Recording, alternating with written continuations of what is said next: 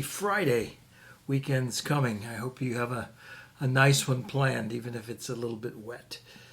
We've been doing this Take 5 now for a while, where we just take 5 minutes and read a bit of the scriptures and try to apply them to our lives. And most recently, we've been walking through the Sermon on the Mount.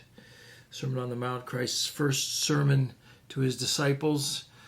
And in many places, it's been compared to Moses' bringing of the law from the mount, and now Jesus brings the new law to his followers. Sort of. The question then becomes, has Jesus completely replaced Moses' law? And so as we look at the passage of Scripture today, we're sort of addressing that. Jesus does. In Matthew 5:17 through 20, he's sort of addressing, has he just come to completely get rid of what Moses did? Or is he supplementing it? What is he doing? Listen to this passage. And as you hear it, 17 through 20 are the verses of chapter 5.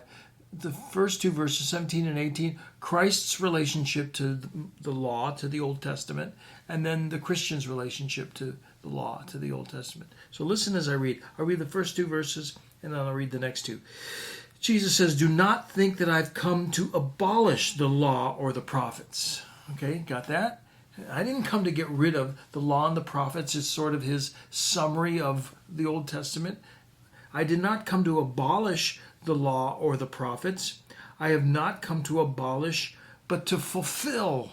Jesus came to fulfill the law. So what does it mean that he came to fulfill the law? Well, in many ways, Jesus came to fulfill all that the law called for and all that the law stood for. By his life, Jesus fulfilled the law. All of the specifics of the law, especially the moral law, Jesus fulfilled that. No one ever obeyed the law the way Jesus did, to the very nth degree. Jesus was perfect in all that he did. He even said, "It is my food to do the will of God." Jesus, by his life, fulfilled the law. All of the righteousness that the law required, Jesus fulfilled it. But Jesus fulfilled the law by his death, too. For the law required judgment for the breaking of the law, just like any law does.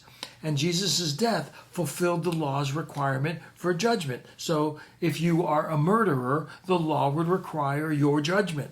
Christ died on the cross for the sins of the world. He fulfilled the law's requirement for judgment. So for you as well, he fulfilled the law on your behalf. He was judged instead of you. Jesus fulfilled the law by his life. He fulfilled the law by his death. And he fulfilled the law, in a sense, by his explanation of the law, by his description of the true meaning of the law. And that is, he gets beyond the surface of don't lie, don't murder, and all of the rest of the law, to the very heart of the law, to the very intent of the law. And that's what he will cover in the next part of his sermon, where he'll say, "You've heard it said, don't murder. And I tell you," now he's fulfilling it, he's getting to the intent of it, "not only don't murder, but don't even hate your brother." Jesus came not to abolish the law, but to fulfill the law.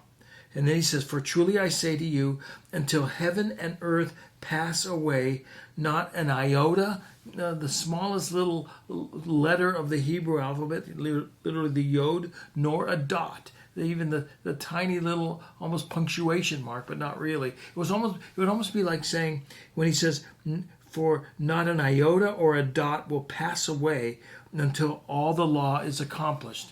Not a dot of an I or the cross of a T will not even pass away until all is accomplished. Heaven and earth will pass away. All that to say, eventually, in the new creation of heaven and earth, where we won't need law because all has been restored, even our lives, that is the only time we won't need law. So do we still need law? In a sense, yes. The 10 Commandments, they're still valid. But Jesus came to fulfill the law. By his life, he obeyed it perfectly on your behalf. By his death, he paid for the penalty for you and me. And he explained it as clearly as anybody.